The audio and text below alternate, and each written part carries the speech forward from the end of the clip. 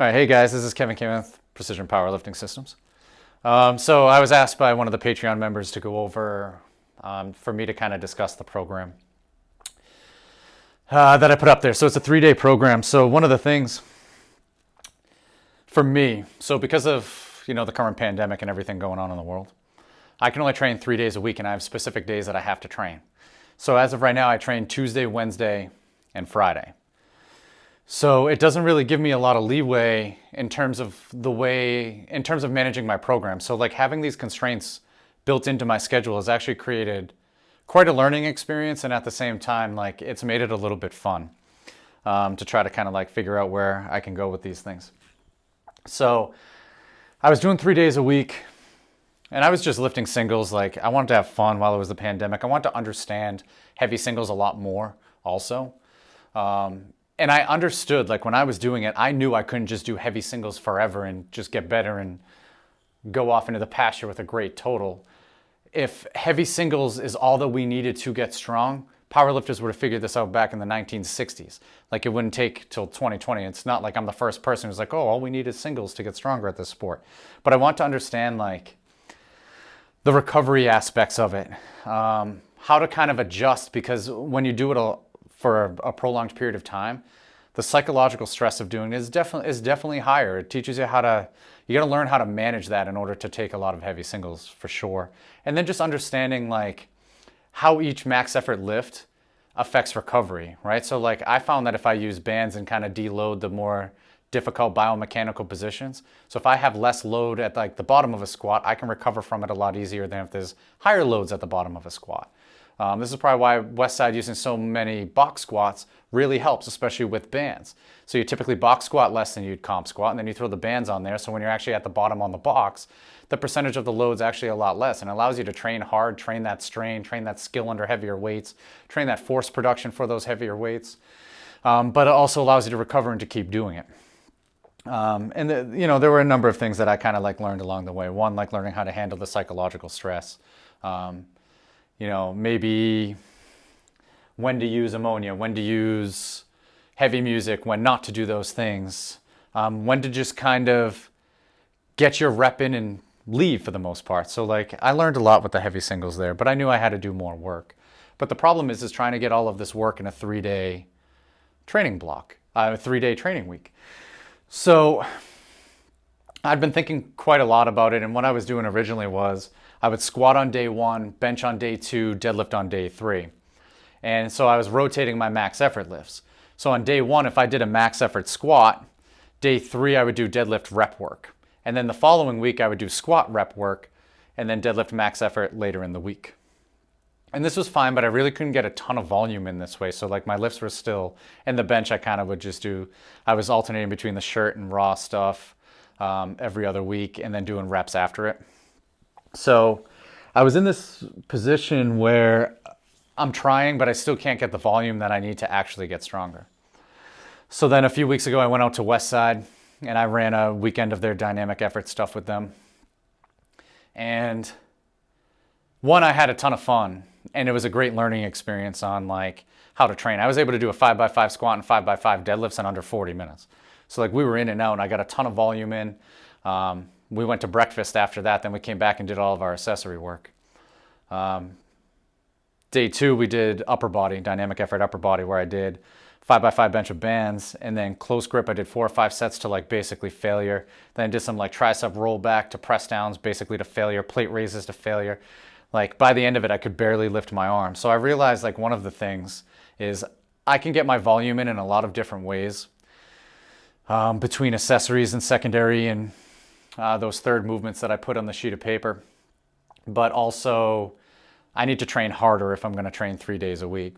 So I was having a conversation with Jeremy Hartman, and he told me about Jason Beck, who had competed at the world level at the IPF multiple times. I forget how many, like 3 or 4 maybe.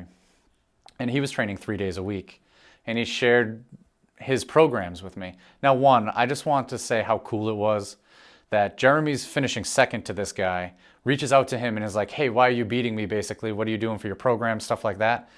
And Jason Beck had no problem sharing that information. Like that culture of powerlifting is something that's very lost on this one. And hopefully at some point we can get back to that, but that's a whole conversation I can go on a rant on. But I got to see his program. So his bench was kind of like a ripoff of the Metal Militia stuff. So when I saw the Metal Militia program, it's basically they did hard bench stuff, and then got in the shirt. The shirt was the third movement in the day. So I found that to be very interesting. But they really the amount of hard bench volume on one given day was pretty interesting. But Jason had set it up where I think he deadlifted day 1 actually, then benched and then squatted day 3. So bench day 2, squatted day 3. So he's doing each lift only one time per week. And I was like, oh, all right, well, this is interesting.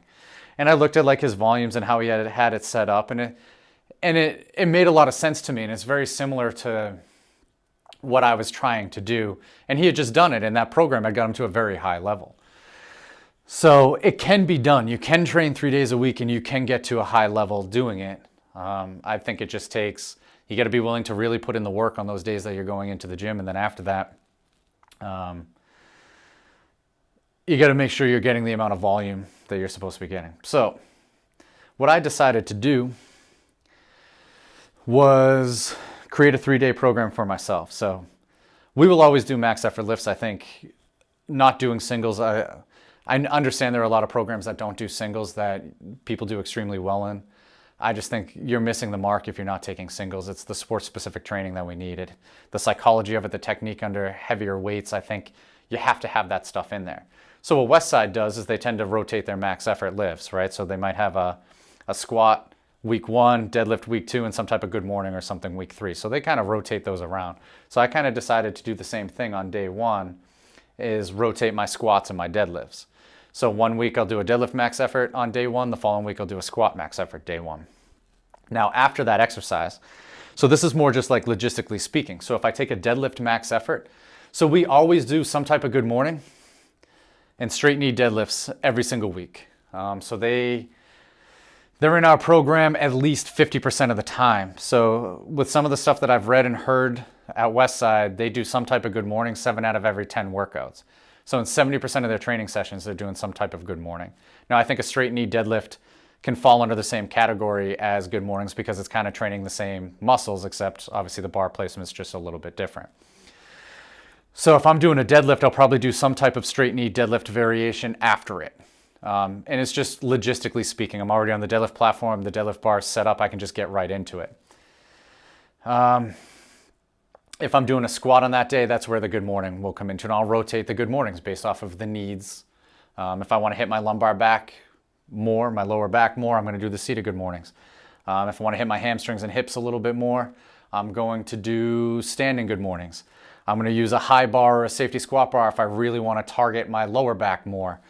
I'm going to use a low bar position if I want to hit my mid back more. So I'll adjust each wave based off of the weaknesses that I have within the lifts themselves. And same with the straight knee deadlift variations. I'll go from conventional to sumo, change stance widths. I'll use bands, chains, whatever, right? Because like when you're locking it out as you're going up in those, I kind of like accommodating resistance on those. I don't use a lot of accommodating resistance on good mornings. I kind of like straight weight more. And concentric only good mornings. So when it's in the pins and then just lifting it up from the pins, I think there's a lot of benefit to moving it from a dead stop. And if you're doing reps on those, make sure it's settling back down and you're giving yourself a few seconds before you lift it up again so the stretch shortening cycle kind of runs out. So week 1, I actually did like a deadlift with light bands. So for me, it's about 120 pounds of band tension. And then I kept those bands on. I very rarely take the bands off if I'm using bands for something. In this case, you could have taken the bands off. I just chose to leave them on because that band tension as you're coming up and trying to lock it out, like it simulates a deadlift a lot more. So I just like the bands. So I did some higher rep stuff. So I did like sets of 10 just to get the volume in. So instead of doing, a 4x4 or 4x5 or something like that, I did 2 sets of 10 to get that volume in. So just to get in and out of the gym a little bit quicker because I was tired because I literally had come back the night before from Westside and I was training the next day. So it was just better for me to get in and out, use less weight, do more reps, get the work in that way, and get out of the gym. Then I did hit some reverse hypers and some back stuff on that day. So when we do those back down good mornings or straight knee deadlifts or whatever is in there on that day, you need to push that shit. That needs to be close to failure. And there's different ways to do it. So I just repped out. I put 275 on there and just repped it out, and I was able to get 10, but 10 was a real struggle. So you're talking a 9.5 RPE, maybe a 10 RPE. All right, so like it needs to be up there in order to get the benefit from it. So one of the things that I was told at Westside, so I'm doing a close grip bench there, and I was just doing as many reps as the person who went before me. And let's say it was 6 reps, I can't even remember. I trained so hard that day, like I couldn't even lift my arms up over my head. I couldn't remember what weights I even used. Like it was fucking brutal, and it taught me a lot about like how much harder I need to work in the gym than what I'm doing. But I just did as many reps as he did, let's say it's 6, and then I put in the rack, and like he started fucking yelling at me. He's like, you're not done, the work doesn't start until it starts to get hard, and like, you know, making me get it out. He held me accountable, and like that was another thing too. And I'm like, man, I miss this. I don't have this. You know, I have my group of training partners, which I love training with them. We have a lot of fun. We do push each other, but at the same time, I think it's a little bit different because I am their coach, so I'm kind of the authority figure in that relationship. So I think in a lot of times they have a hard time, you know, yelling at me or calling me out of my bullshit. But I am pretty self-accountable, but in that case I wasn't. Like he held me accountable to training harder. He like, you know, and they're yelling at you the whole time to like get another rep, get another 2 reps. And because of that, I definitely did another rep or 2. Like you think you're close to failure and they're like 1 more and you bring it down and you bang out another one. Like you do that continuously over time, you're going to see great results. So you should have a good training partner going through this program with you to hold you accountable to make sure you're training that hard. Okay. So the straight knee deadlift stuff, the good mornings, they should be really heavy. The reverse hypers, just get your reps in. And any isolation exercise should be basically taken to failure. What I've been telling my lifters, if I put like a 4x4 on there, 3 to 6 reps. Put a weight on there that you're maxing out within 3 to 6 reps. Sometimes what I'll do too, and like there's leeway with this, right? Like you can come in and kind of change these things every time, because as long as you're working hard and you're targeting those muscles, it'll be fine. So what I did, like for example, for my close grip bench yesterday, I wanted to, and we'll get into what I did on day 2, work up to a 3 rep max, back down, and then work up to a 5 rep max, which is like a Metal Militia thing. So I did my first set at like 185 and I got 10. And then I added weight, forget what it was, but I got 7. Then I added weight and I got 5. And then there's my 5 rep max. I didn't go back down. I was starting to get tired because I did the 5x5 before. So then I repeated that again until I could only get 3 reps. So I'm able to get my sets in, and I worked up to a 5 rep max, and then it ended up being a 3 rep max. So I'm still getting that intensity and the work in. And you could do the same thing, or you could just typically work up how you would to a 3 rep max. You know, you get in the good mornings, you warm up, you hit a set of 4. Add weight, hit a set of 4. Add weight, hit a set of 4, and just work up to a 4 rep max or something. Like that's fine, or somewhere within 3 to 6 reps. So it doesn't matter what you do there. Change up the reps, but typically we already got singles, so you don't need to be doing good mornings for singles. So they can be in that 3 to 6 rep range. I think that's more appropriate. Straight knee deadlift, same thing. I'd say 3 to 6 rep range. You could do higher rep stuff if you want. I think you need to focus on if the exercise is strength or technical. So like a close grip bench press is typically to build tricep strength, right? Straight knee deadlift is to build like hamstring, hip, low back strength. So when they are good morning, same thing. Like when they are strengthening exercises, you should be loading them up. If it's a technique thing, like a 2-second pause squat, you should be running the numbers on the sheet how they are written. Because what I had learned before when we were doing some like linear stuff and everything was heavy is when it's heavy all of the time, you end up running into a scenario where your technique starts to suck. You slow down in the reps because you're not training fast enough at times, so your power goes down. Your technique breaks down a lot more frequently, and this is due to the heavier weights plus fatigue, right? So there's a couple of factors there. You'll have people shortchange pauses, they start squatting high, they're hitting the hole slower, so like technique would break down. So you gotta have enough of that technical stuff, and you gotta understand in the program what each piece is for. So straight knee deadlifts, hit it. They should be really heavy. Good mornings, they should be really heavy. Close grip bench press stuff, they should be really heavy. I'd put like a 4-board bench press on there, so it's to lockout strength. So Louis told me I need to beef up my triceps down by my elbow. So just lockout stuff. So he told me to do the rollbacks and the press downs. So I added in those higher pin press exercises just to target that area of my triceps. If that's a weakness, I need to target a weakness. So part of this is being aware of your strengths and weaknesses and putting the right exercises in these spots to help address those same strengths and weaknesses. So then on my day 3, I decided to keep what I was doing with Louis and just run through it. So I put a lower box, just IPF standards compared to where I was squatting at Westside. And it was obviously a little bit harder, so I had to adjust the weights. And I'm going to run a whole wave with those bands and just kind of increase weight each week, maybe 10 pounds or something. In the deadlift, I'm going to keep the weight the same, but I'm going to increase the deficit each week when I'm doing that. But same thing, like when we get to that belt squat, hip hinge and hold, that hold should be until like literally your body's shaking, you can't hold anymore. That's how you can get failure without really like beating you up too much. What we've been doing too is like that last rep when you're really like struggling, and let's say it's a 9.5, if you hold it for 10 seconds, you literally will be like really struggling. It just like builds your like a lot of mentality, but also like there's definitely some like isometric strength being built in like the pecs and the triceps and the upper back, like just holding that weight. Like I'm really sore from doing it yesterday. But what I liked about how Westside had it set up is if I keep day 3 my volume day, I can get all of my lifts in. So when you follow along with a lot of the stuff that I talk about, we get 50 to 7 lifts of bench press at 70% or higher. And then I want 50 to 70 squats at 70% or higher. So in a typical max effort day, you get about 7. So when you look at this here, we get 7 with the deadlift plus light bands, and then 50 on day 3, right? 25 squats, 25 deadlifts. Now, granted, the bar weight is less than 70%, but with the bands, it actually gets very close to, I think it was actually a little over 100% at the top.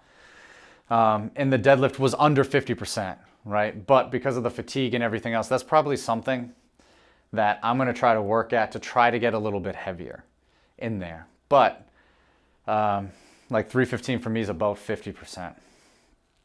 But from a deficit, it makes it a little bit harder. After 5x5 squats, it makes it a little bit harder. That intensity range is probably close to that 70% intensity range. But that's something I got to just kind of build up my work capacity to be able to handle those bigger weights on that day. And what I'll do in the next wave is I'll use similar loads but add bands. So Westside adding the bands to make sure they're in those percentages makes a lot of sense to me when you're training this hard, because there's no way I could recover from a 70% 5x5 deadlift after all of that on that day. So, because I was really sore just even taking the 50% for that. So what I'll do this week is add a deficit and just kind of build up the ability to do that. And then the next time around, I'll add a band. So if I can add a band that gets that 55%, if I add 25% band tension to that, I can get into those ranges where we're starting to get into those bigger, those percentages that matter for strength training. So even like a mini band for me is 70 pounds. So 385, you know, you're getting closer to that 70% mark, right? If I use light bands, which is like 120 on there, we're into those bigger training numbers. So just being able to work into those things is really important. I just got to build up the capacity to do that. So I will do that eventually. So then when we look at the bench press on day 1, the 2 board in the shirt, let's say there's 7, right? But then we do close grip bench. I'm doing 5 sets of 6 to 12 reps. You know, and we're going to failure. There's anywhere from 30, let's say we just do the 5x6, right? There's 30, and you're definitely going to get 70% on there for a 5x6. And that usually there's room in the tank for that. So you'll probably start at 70 and then go up. But let's say there's 30, so there's 37, and then I do the 3 to 5, right? So even at the smaller end, what did I just say? So 30, 37 plus 9, I'm at 46, right? So I'm right there in that 50 range, even using the smaller numbers, the smaller rep ranges on those sets there. And I could just add another set if I could. But again, I got to be able to work up into the tolerance of that workload, because that day 2 is fucking brutal. Like I am incredibly sore today from it, and it's week 2. But you'll see in week 2 how I get that extra volume in there, because even if I do 46, it's still on the lower end, right? We're missing a few reps, although I don't think those 4 reps are necessarily a huge deal. It doesn't have to be perfect, but it's right in the ballpark of what I want to see. But if I go to day, where is it? So if I go to week 2, on the sheet, when you guys see this, you'll see the 5x5 bench in there, right? So now I'm not doing a max effort bench. I'm adding 25 bench press, right? So if you take 7 off of that, because that's what we did in that spot the week before, that's 18 more bench press reps I'm doing on this day. So if we go 25, then I work up to a 3 rep max and then back down and then back up to a 5 rep max. Let's say there's 5 total working sets there, right? There's 30. And then we're getting into the 3x3 to 5, right? So there's another, well, I mean, I kind of fucked up that math, but because I'm getting the intensity in a different way and stuff. But there's 25 reps alone. So if I did it the exact same way as I did the week before, and the whole reason I did it like this is because 46 to me is still 50, and I'm getting more harder work. So I'm getting 25 solid reps, and I'm just running the numbers in that first spot. And then now I'm really like pushing the strength of my triceps. So working up to a 3 rep max and a 5 rep max is giving us the 2 hard top sets just to get the intensity. Because I only train bench 1 time a week. So I feel I can push the intensity. I do a little bit better with intensity on bench than I do with volume. So when I had worked with Shaco, my bench never really took to the lighter weight stuff. And I felt out of control with the heavier weight stuff. So I would get back cramps. So for me, like pushing the intensity on bench has just always worked a little bit better. And I found this to be the case with most of my lifters too, that like we don't necessarily need a ton of volume on bench. But the intensity definitely helps. And you definitely do need enough volume on bench. So I did the 25 reps and then doing some hard sets like that. Like I ended up doing, so yesterday, at 70%, I did, so 25 plus 17, so it'd be 42. And then I did a set of 10, which is 52. And then I finished with a set of 6. So I had 58 total reps over 70% yesterday. So even though I was a little bit under 50, I'm still getting into that range with these days here. And that's why there's so much work. I actually didn't do the tri rollbacks and press downs, which I might do just light press downs on like Monday or something to move around because my arms just like died on the last rep. So I just did like some upper back and some lats instead. But you can see where I'm still getting the volume that's necessary for me to get stronger. And let's say I didn't have 3 exercises there. What I would do is I would find a way to still get those reps in, right? So like maybe you add a ton of dumbbell bench, right? 5x6, so you're getting 30 reps there. So you're still getting the volume in those muscles. It may not necessarily be that 70 to 85%, which is, it's tough to do in a 3-day program. But I think what I'm always going to do is just always work different parts of the bench. And I try to utilize all 3 grips on that day just because I have the one day. So I did the wide grip 5x5. And obviously in the shirt, I'm with the wide grip. Then I did the close grip right after and then medium grip with the board to hit the triceps. And I could just switch those in the next wave. I could go the wide grip at the top, but then medium grip, then close grip for the other stuff. So like you have options with this stuff. You can just see like the progression of the stuff too, like going to a deficit and stuff like that on those other days. But this week, so day 1, I did the squat max effort. Then I did good mornings. So I kept the straight bar. So I haven't done, so the last straight bar squat I had done was October 13th and I took some 405 for like 4 triples or something. So I want to keep enough straight bar work in there that I still have a comfort level with it. I'm still kind of used to it. And what happens is if I don't do it frequently enough, and I felt this yesterday, I kind of lose that mobility to be underneath that bar. So I definitely need to make sure there's enough in there so that I can still get into those positions. But where I hadn't done a straight bar squat in a while, straight bar, straight weight, I decided to do that. So I hit 495 and there was room in the tank. But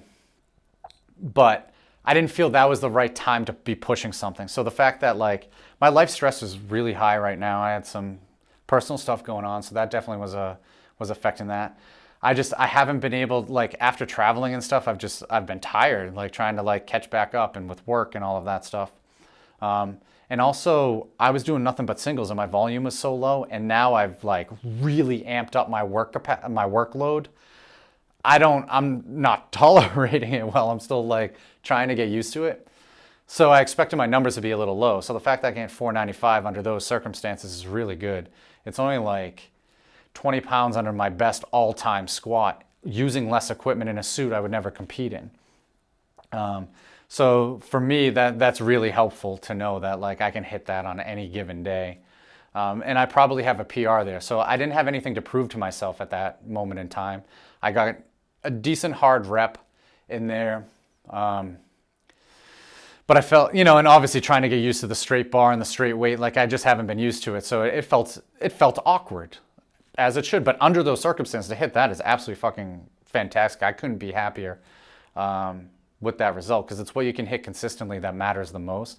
So the fact that a number that close to my all-time best is that stable means I have a PR there at a competition when I go. Then I did good mornings and I kept the straight bar.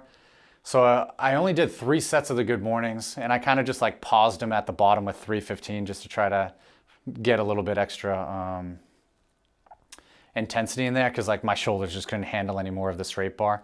In hindsight, I should have just grabbed a different bar after the squats, but it was really starting to like beat me up. So I decided to do some Zercher pin squats. I just kept where Lindsay was doing her seated good mornings. She was using the pins to do her seated good mornings, so like it was at a decent height for me to do the Zercher squats. And I did them with a little bit higher of a hip position and leaning over a little bit more to really target like those back muscles a lot. And I could really feel it in my abs and my back. It was a good exercise that I'll definitely keep in there, and I pushed that as heavy as I could. It was more hard for me to like stabilize the weight than it was for the weight itself, but I struggled to a set of 5. I maybe could have got one more with that 275. So I decided on that day to not really like get to eyes bleeding, nose bleeding squat. I just kind of wanted to see where my squat was at and get a good gauge of the performance I have with the squat at this current moment in time. And then I pushed the other stuff. So like the good mornings they were hard. And then the Zercher squats I went really hard on and push those. So I got the intensity there. So, and I'll keep doing that same stuff like on each of those days. Like I am really sore today, so I'm not training, and then tomorrow I'll come in and try to hit those other things. I'll take, the failure, the belt squat and hip hinge, but I'll just run the numbers with what's on there on day 3. And that's just kind of be how the program goes back and forth. So then next week I'll do another deadlift max effort, whatever I decide to do. Straight knee deadlifts again, and I'll probably do more weight, so I'm in that 3 to 6 rep range, not 10, and just get more sets with heavier weights. Because like when you look at the strength research, if you Google exertion load, there's a really good article that like explains it, and it kind of just shows that like 3 to 6 reps tend to be the best range for strength. So I'll get a load that kind of just puts me in that rep range. To build up the strength at those angles. And like these are the things that I'll keep in there all of the time, and we'll just kind of vary these in different ways, maybe put it up on blocks, deficits, like whatever we're going to do. Use bands, chains, maybe pauses. I haven't really like thought too much about the different variations, but there'll always be a good morning and straight knee deadlift in the program moving forward. So like on day 3, maybe in place of the belt squat and hip hinge, I put a good morning at some point, and we just do it for higher reps, and maybe not like we would on a day 1 max effort day. Or maybe we do it just, it just kind of depends on how we're feeling, what we're going to do and stuff like that. So there's a lot of leeway with this. But as you can see, like, I hope it starts to make like a little bit of sense. Like I got the volume in there, I'm trying to work the intensity as much as possible. And just being smart about where I'm getting that intensity, like whether it's a strength exercise, whether it's a technique exercise, and just being smart with those things. And the reason why I'm doing the extra wide stance box squats is Louis told me I needed more extra wide stance squats. So on that day, I actually widened my feet a little bit to work on that stuff. So I hope this kind of explains where I'm trying to go with all of this. I think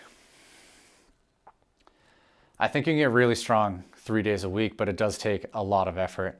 And I've been smoked these last few days in the gym. Trying to get through the training day, and it feels good. Like I'm sleeping really well. I need to eat a lot more because now I'm constantly hungry. But I'll keep updating these 3-day programs with what I'm doing, and then I'll kind of explain what I'm learning along the way, and we'll keep doing this. So I hope this answered any questions that people had about the program itself. You can follow along with me on Instagram and see me do it. It's KWCan. You can follow our team, Precision Powerlifting Systems.